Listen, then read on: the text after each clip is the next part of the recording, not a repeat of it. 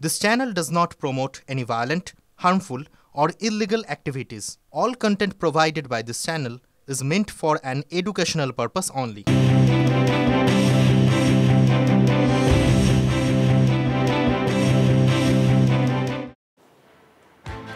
নমস্কার, শুরু করছি সন্ধ্যে সুপার প্রাইম টাইম। আপনাদের সঙ্গে রয়েছে আমি সম্প্রীতি। আর শুরুতেই যে খবরের দিকে আমাদের নজর থাকছে, আপনাদের আমরা দেখিয়েছি যে হাকিমপুর সীমান্তে সেখানে পরিদর্শনে রাজ্যপাল সিভি আনন্দ বোস। এসআইআর শুরু হতেই আপনারা জানেন বাংলাদেশে ফেরার হিড়িক হোল্ডিং ক্যাম্পে ভিড় জমাচ্ছে অনুপ্রবেশকারীরা। আর পরিস্থিতি খতিয়ে দেখতেই হাকিমপুর সীমান্তেই দেখুন রাজ্যপাল সিভি আনন্দ বোস তিনি পৌঁছে গিয়েছিলেন। হোল্ডিং ক্যাম্পে যেরকম অনুপ্রবেশকারীদের ভিড় এবার খতিয়ে দেখলেন রাজ্যপাল।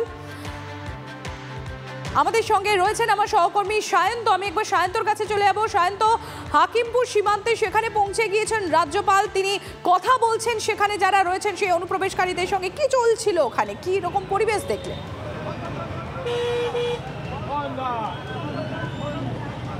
দেখো, রাজ্যের রাজ্যপাল সিভি আনন্দ বোস তিনি দীর্ঘক্ষণ আগে এই হাকিমপুর সীমান্তে এসেছেন এবং হাকিমপুর চেকপোস্ট হয়ে তিনি মূলত ক্যাম্পে গিয়েছেন। সেখানে বিএসএফের যারা শীর্ষ আধিকারিক রয়েছে, এই 143 ব্যাটালিয়নের যারা কমান্ডার রয়েছে তাদের সঙ্গে কথা বলছেন।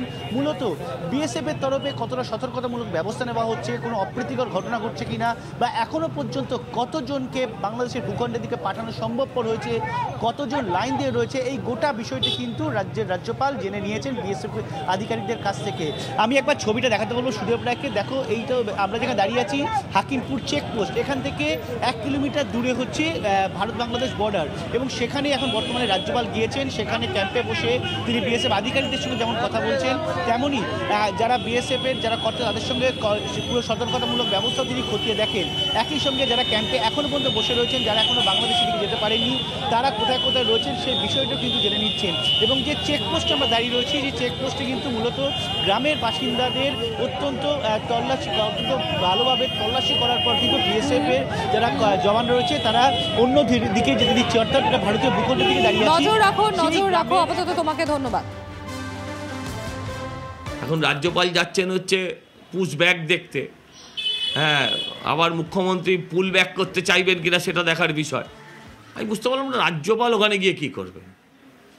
আমি বলি যে একটু বেশি করে সিকিউরিটি নিয়ে যাবেন, তৃণমূলের লোকজন ভালো না, হ্যাঁ, তারা কিন্তু যাকে তাকে বিক্ষোভ দেখাচ্ছে, হামলা করছে, সেদিকে আপনি একটু সচেতন থাকেন। আর দিনের বেলা যাবেন, রাত্রিবেলা ওখানে কালো চশমা পড়লে কিছু দেখা যাবে। রাজ্যপালের মাঝে মাঝে মনে হয় উনি জনগণের ট্যাক্সের টাকায় থেকে বিজেপির পার্টি অফিস বেয়ারের কাজ করবেন। সেটা প্রত্যেকের ব্যক্তি স্বাধীনতা আছে, কিন্তু সেই কাজটা করলে দয়া করে জনগণের ট্যাক্সের টাকা ধ্বংস করে রাজভবনের থেকে এই কাজগুলো না করে বিজেপির মুরলীধর সেন লেনের অফিসে বসে বা সল্টলেকে বিজেপির 5 তারা কর্পোরেট অফিসে বসে করলেই তো পারেন। ফালতু জনগণের ট্যাক্সের টাকা ধ্বংস করছেন কেন?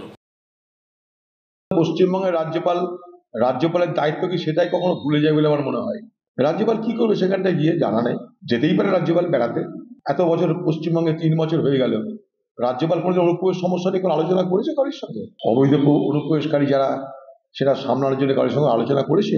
না কেন্দ্রকে বলেছে না রাজ্যকে বলেছে? পশ্চিমবঙ্গের রাজ্যপাল সেও ভোটে নেমে গেছে বলে আমার মনে হচ্ছে। দুর্ভাগ্য, রাজ্য আর রাজ্যপাল এই দুই তরফের সার্কাস দেখতে দেখতে আমরা পরিশ্রান্ত, আমরা ক্লান্ত।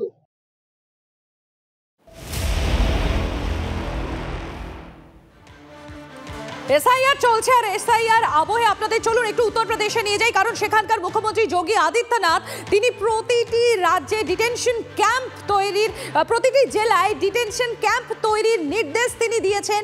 কেন এই নির্দেশ, কি কারণ রয়েছে এর পিছনে আমরা জানবো। আমাদের পলিটিক্যাল এডিটর অনির্বাণ সিনহা রয়েছেন আমাদের সঙ্গে। আমি একবার চলে যাবো অনির্বাণের কাছে। অনির্বাণ, এসআইআর শুরুর আগেই আমরা কেন্দ্রীয় স্বরাষ্ট্রমন্ত্রী অমিত শাহের মুখে বারংবার শুনেছিলাম ডিটেক্ট, ডিলিট, ডিপোর্ট, এবং তারপর মুখ্যমন্ত্রী যোগী আদিত্যনাথ, ইউপির মুখ্যমন্ত্রী যোগী আদিত্যনাথ তিনি বলেছেন যে কোনোভাবেই দেশের অর্থাৎ জাতীয় সুরক্ষার সঙ্গে আপোষ নয়। তারই কি প্রথম ধাপ এই ডিটেনশন ক্যাম্প? আমি বলবো 2.5 নম্বর ধাপ। তার কারণ তুমি যে বলছিলে ডিটেক্ট, ডিলিট, তারপরে ডিপোর্ট।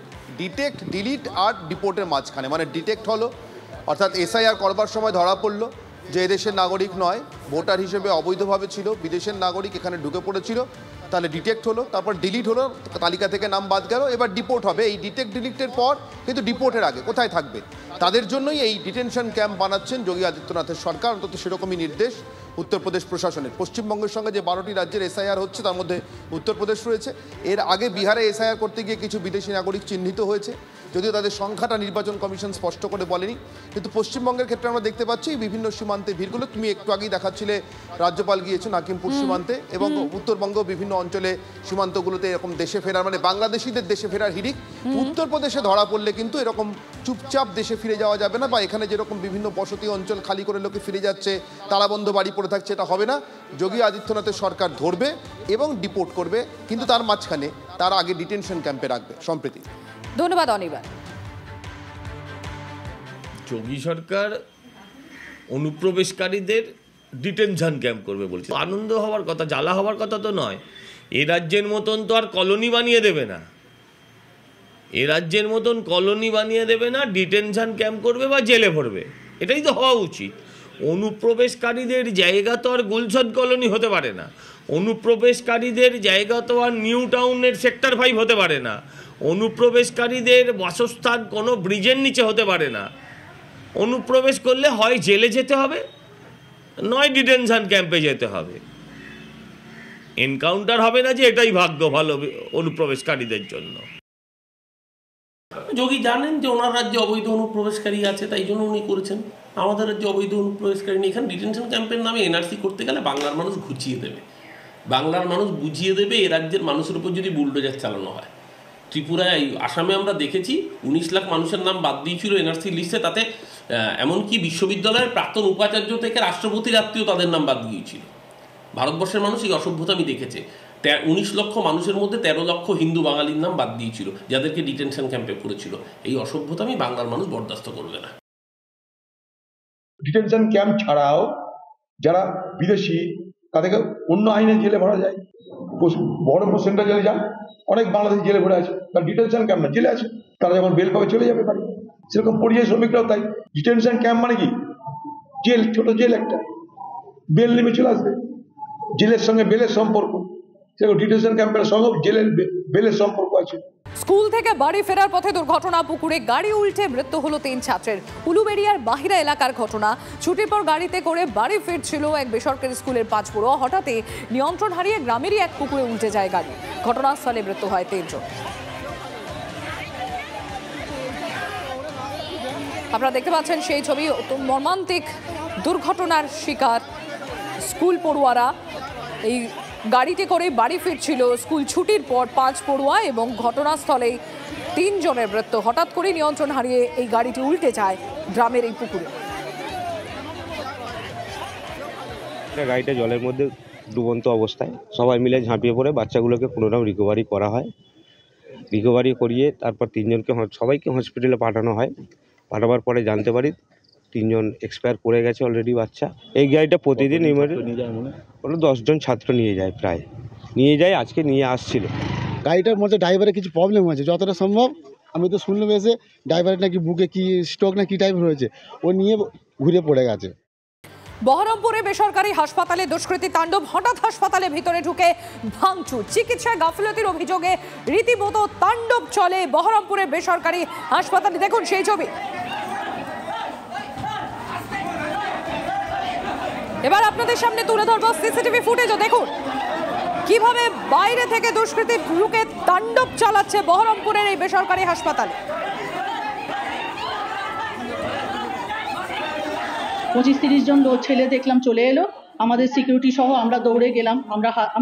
আমি অন্তত হাত জোর করে বললাম যে ভাই কি প্রবলেম হয়েছে, বাড়ির লোক প্রেসক্রিপশন নিয়ে আসুন, ডক্টর কথা বলবে, আমরাও কথা বলবো। তো বললো ঠিক আছে বলে চলে গেল। চলে গিয়ে সেকেন্ড রাউন্ড আবার দলবল মিলে চলে এলো এবং আমাদের ছেলেদের ইনজিওর করলো, সিকিউরিটিকে ধরে মারধর করলো। আমাদের জিনিসপত্র, মেশিন, বিশেষ করে দামি দামি মেশিন সমস্ত ভেঙে চুরে, দেখুন আপনারা ফুটেজ দেখেই বুঝতে পারবেন।